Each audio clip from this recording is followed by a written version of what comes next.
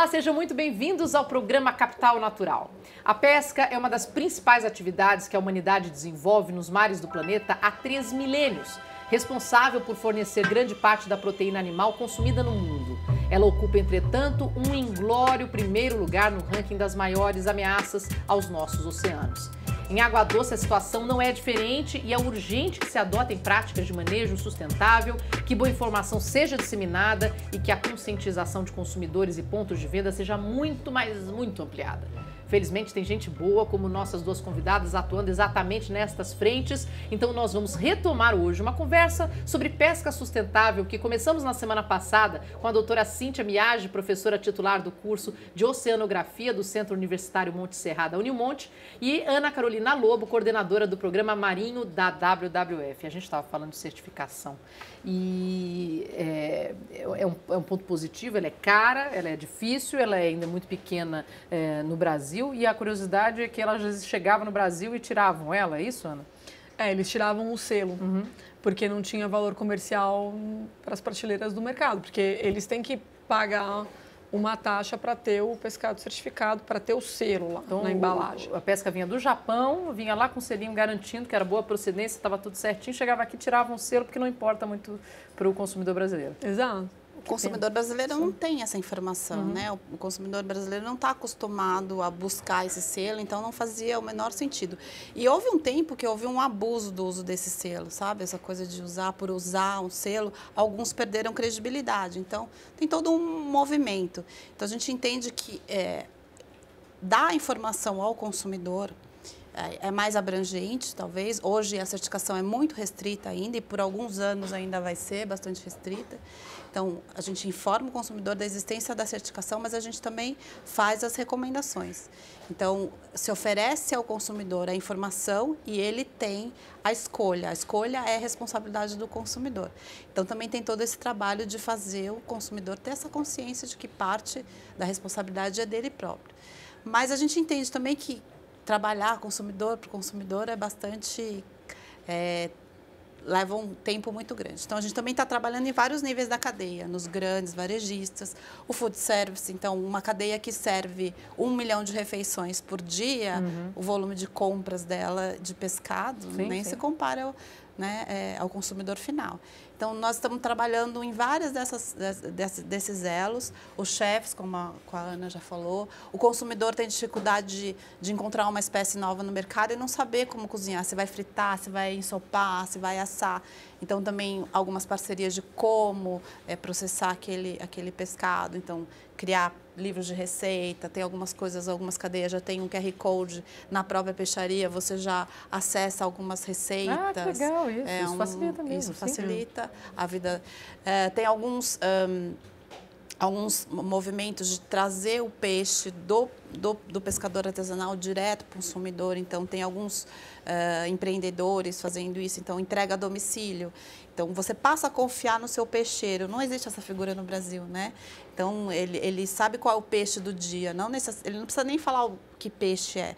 Mas se você confia que aquele é um peixe que está recomendado pelo seu peixeiro, é porque ele está disponível naquela época do ano. Então, ele vai mudando. Fica a dúvida, né? Por exemplo, vou para a praia, vou comer, o pescador acabou de trazer.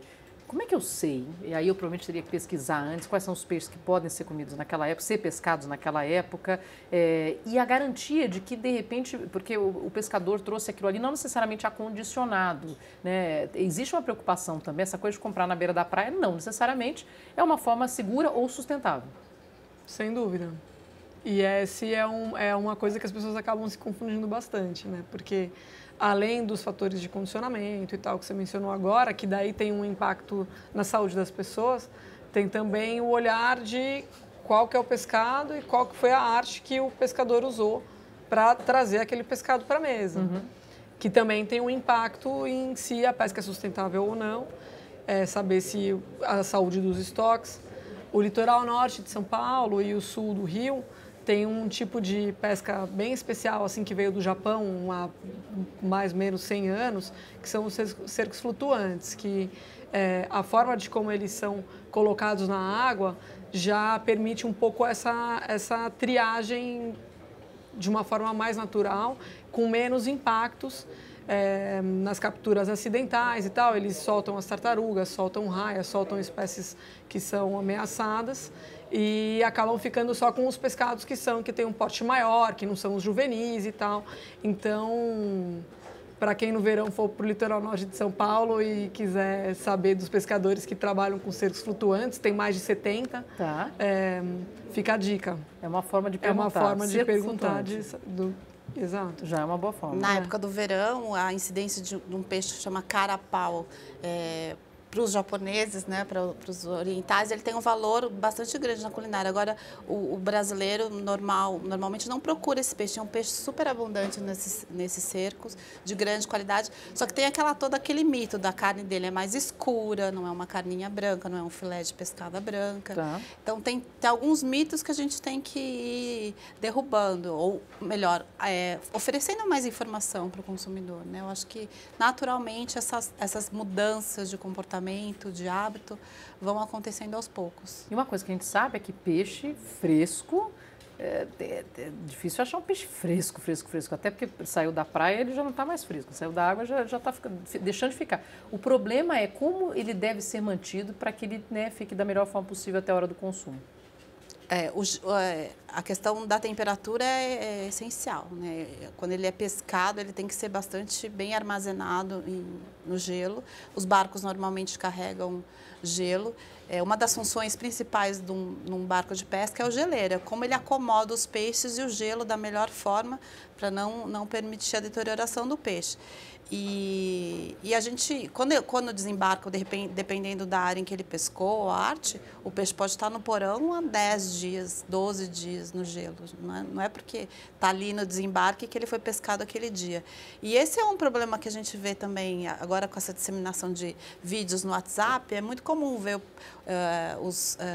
eles ficam empolgados com a pescaria, deitam em cima do peixe, jogam o peixe para um lado, amassam o peixe para o outro. Isso, né, impacta na qualidade final do pescado. A gente ainda não sabe cuidar. Além de ter essa questão de ele está todo feliz porque ele pescou um peixe lindo, maravilhoso, ele vai lá e joga o peixe, senta em cima do peixe. Você vê aquelas safras de tainha na praia, o peixe rolando pela areia e as pessoas pegando com balde os peixes. Não tem o cuidado necessário. É uma carne delicada, é uma carne que deteriora com facilidade, pode ser contaminada com facilidade, então tem vários outros cuidados também que precisam ser tomados. Tem que ter gelo, né? Porque ficou lá no sol, gelo mesmo é dentro essencial. do isopor, você pode ter um pescador chegando lá com uma quantidade legal de peixe, mas se ele não acondicionou direito, isso já começa a deteriorar. Isso.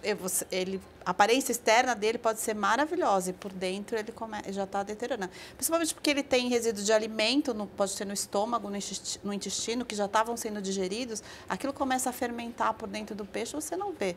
Você só vai descobrir quando abre o peixe mesmo, né? Nós vamos para um rápido intervalo, mas a gente volta já já para continuar essa conversa. Não saia daí.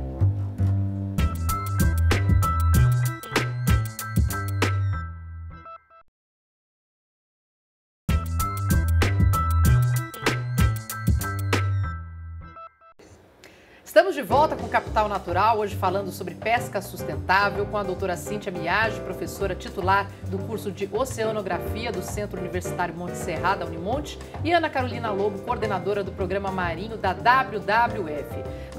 Ana, eu queria perguntar para você sobre o trabalho da WWF, que sempre foi tão presente nas florestas, tão focado, né? O que a WWF faz hoje voltado para os mares e para a pesca?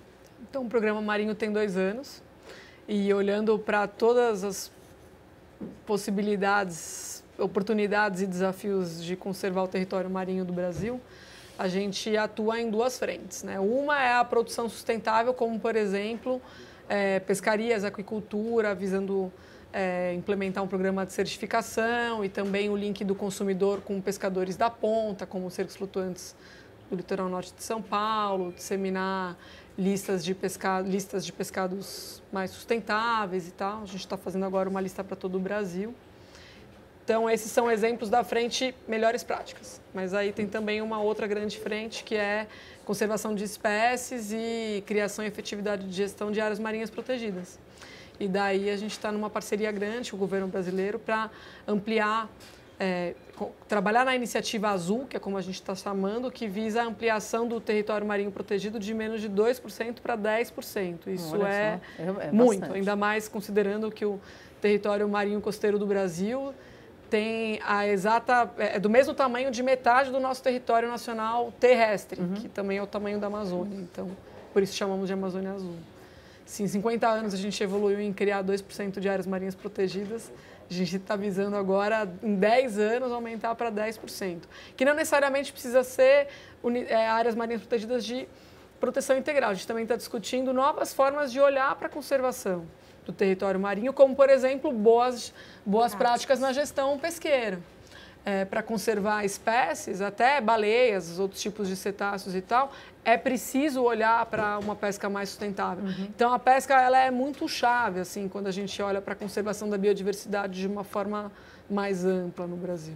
Bom, planejamento e educação em tudo, né? Funciona, ajuda e é muito bom. Nós agora vamos conhecer um personagem fundamental dessa história que estamos contando aqui.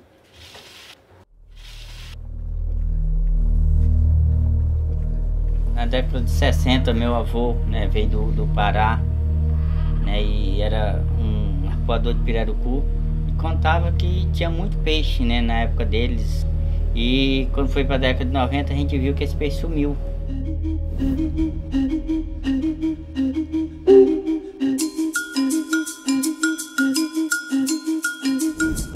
Nos outros anos, as comunidades tinham dificuldade, porque às vezes ia pescador e eles não tinham como fotografar, trazer foto, dizer quem era que entrava ilegal no lago e fazia essas pescarias.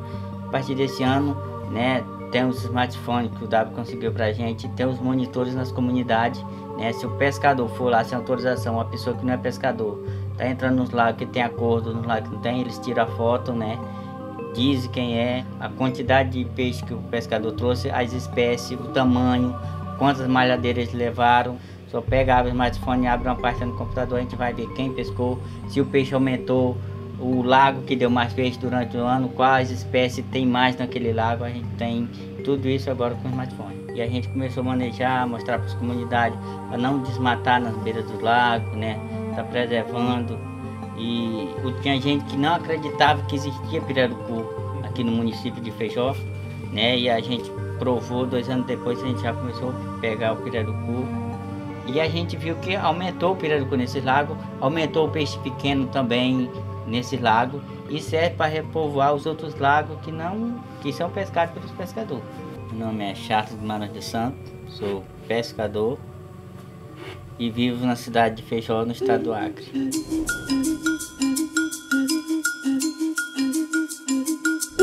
Não, história tem várias histórias de pescador, mas vocês querem uma real ou uma... Ele ficou com tanto medo que ele pulou em cima do jacaré, né? Aí meteu os 2 dedos nos olhos do jacaré. O jacaré afundou, saiu da malhadeira e ele buiava debaixo da moita de capim, gritava pelos amigos dele, me acode, me acode. O jacaré afundava, ele afundava junto.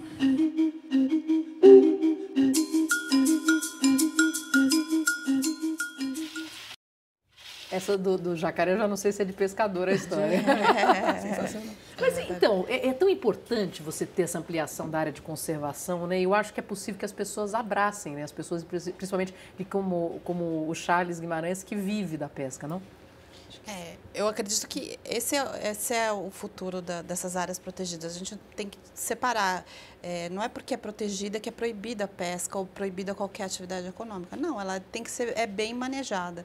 E para ser bem manejada, ela precisa de dados, né? Ele mostra que ele coleta hoje os próprios dados.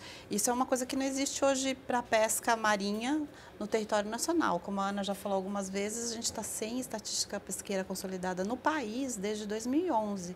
Existem algumas regiões privilegiadas, como o estado de São Paulo, que mantêm a estatística pesqueira. Mas sem os dados não há como fazer gestão ou manejo. Não dá para saber qual que é a área que eu tenho que proteger, qual que é o pescador que pode ou não ter acesso a esse recurso. Mas quando você tem um pescador tradicional, uma comunidade que vive, sobrevive daquela atividade econômica, ela passa a ser dona, né? Dona assim no sentido de proteger. Então ela vai proteger, ela vai criar todo um mecanismo para a valorização daquela atividade. E aí a proteção acaba sendo natural. Acho que o que a gente está vendo assim é uma quebra de paradigma e um novo protagonismo da sociedade na atuação para a conservação dos recursos naturais. Então, tanto a gente vê, que nem a gente viu no vídeo, os pescadores que estão fazendo o automonitoramento, que através do uso do smartphone eles estão conseguindo, eles foram treinados para isso e agora eles mesmos fazem o monitoramento dos estoques. Então, a gente estava antes falando de políticas públicas não tão adequadas, que não estão mais fazendo monitoramento, a gente também pode ser protagonista nisso.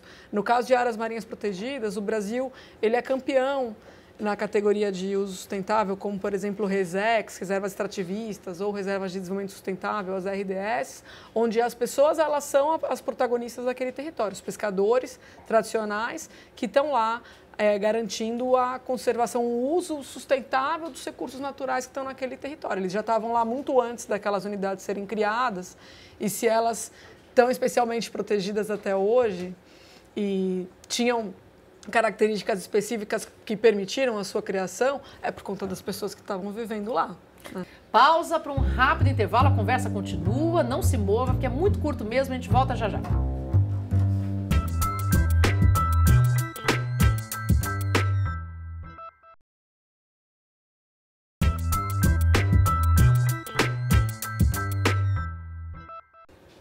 Estamos de volta, hoje falando sobre pesca sustentável com a doutora Cíntia Miage, professora titular do curso de Oceanografia do Centro Universitário Monte Serra, da Unimonte, e Ana Carolina Lobo, coordenadora do programa marinho da WWF. Quem que é esse pescador brasileiro? Isso tem passado para as novas gerações? Quer dizer, como é que fica a educação desses novos pescadores que chegam? Bem difícil, bem complicado, porque eles saem da atividade econômica, né? Quando essa própria questão do declínio dos estoques, você ouve muito reclamando, eu saio por dias de pesca e retorno com muito menos pescado do que há 10, 20 anos. Eles buscam outras oportunidades. Nós lançamos talvez há uns 15 anos, um curso de tecnólogo de pesca, teve 2 inscritos, filhos de pescadores. É mesmo? É mesmo. Então, escolas de pesca eram coisas tradicionais, né? Há 40 anos. Existe ainda os cursos de engenharia de pesca, que são bastante concorridos. Mas a arte do pescador mesmo é uma coisa que tem que ser mantida de geração para geração. E o movimento que a gente tem visto bastante interessante são as mulheres da pesca. As mulheres da pesca artesanal têm se fortalecido, né? Bastante os movimentos que incluem os pescadores e as pescadoras na pesca artesanal têm se fortalecido bastante. Eles têm ganho força política até, através das mulheres, porque elas sempre foram envolvidas, né, na pescaria, mas não tinham sido devidamente reconhecidas até então. Falando em mulheres pescadoras, dê só uma olhada nesse vídeo.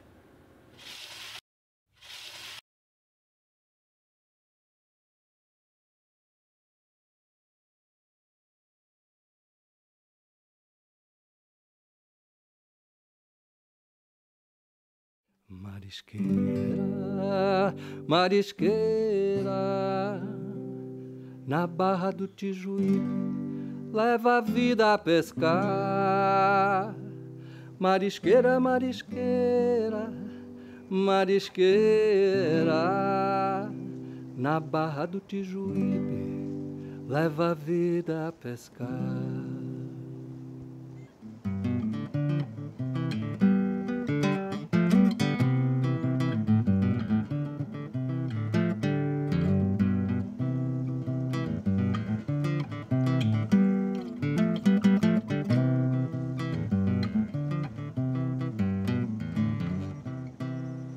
Para mim, é a melhor coisa que Deus me deu. E eu amo essa profissão.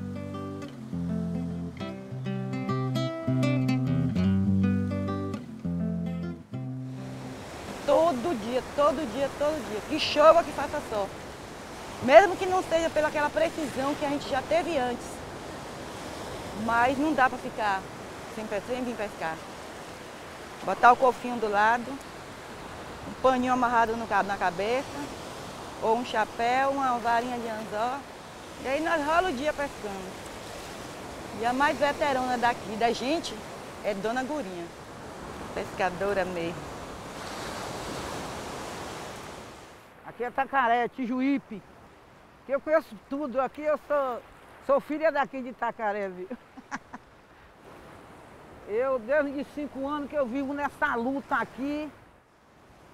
E gosto. Aqui tem o rio, tem as pedras, tem a praia, aí é uma coisa maravilhosa. Vem pescar, pega os peixinhos da gente, leva para casa, come, dá, vende se der para vender. Aqui se chama essa beira aqui de praia, chama Cria Menino. Cria menino, cria menino mesmo. Criei 8 filhos contados por Deus aqui nessa ponta de caniça aqui. E tá tudo vivo, tudo já sobre si.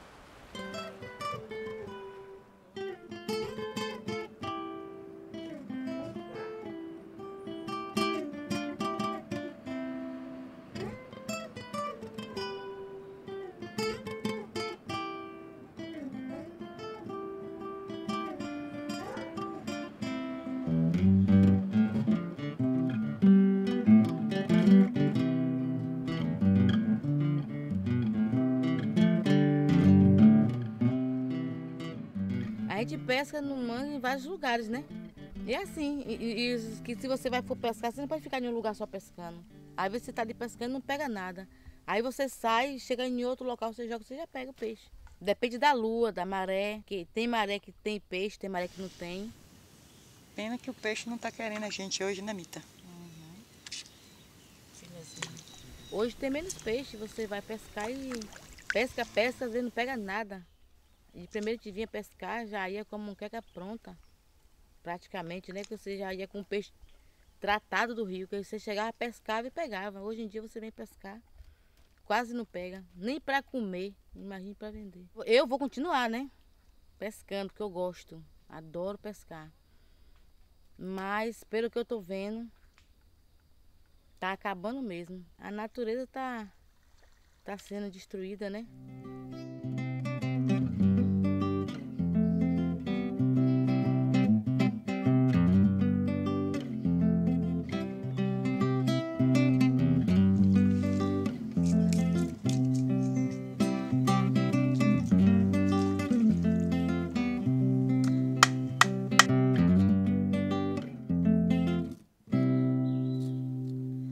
Fazer uma muqueca com 2 pescadinhos, com tomate, com dendê, com pimenta, com coentrinho. Eu vou fazer uma muqueca com 2 pescadinhos, com tomate, com dendê, com pimenta, com coentrinho. Eu vou fazer uma muqueca com 2 pescadinhos, com tomate, com dendê, com pimenta, com coentrinho.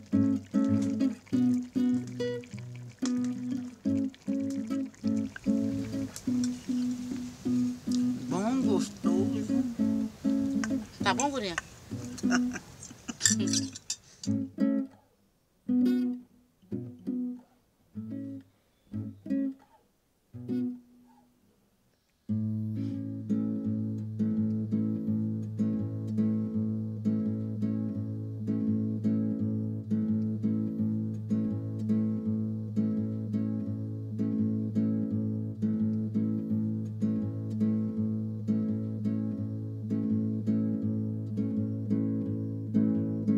Leão sou eu, mulher.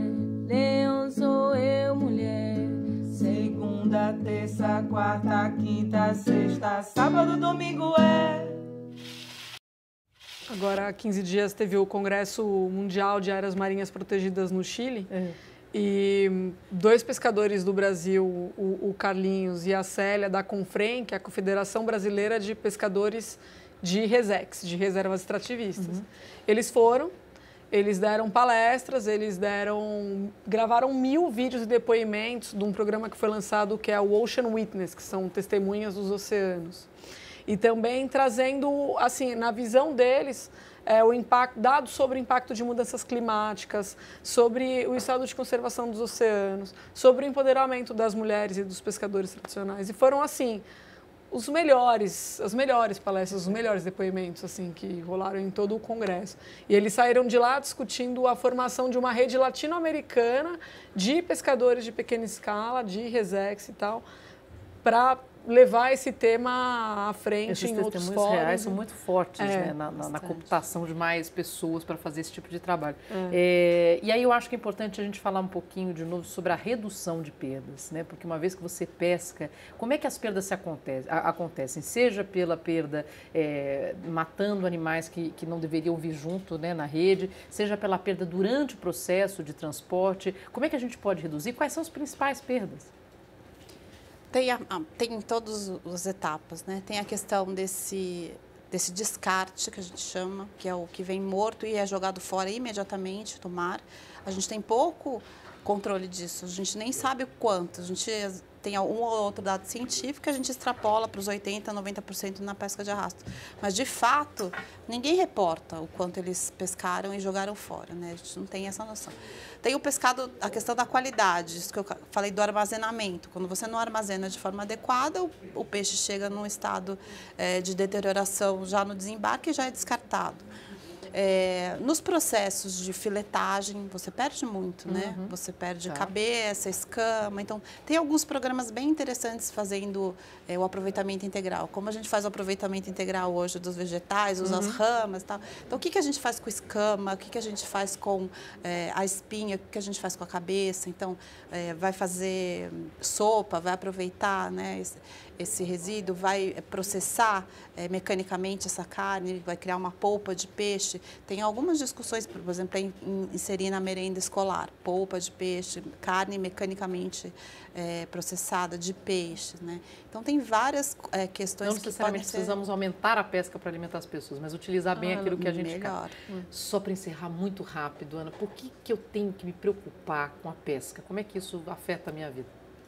Porque esse é o futuro, na verdade, das gerações que vivem aqui. 50 milhões de brasileiros vivem na costa e a grande maioria depende da pesca. As nossas escolhas enquanto consumidores de grandes capitais como São Paulo, Rio de Janeiro, Brasília, influenciam diretamente no sustento dessas pessoas e também na saúde do ambiente marinho.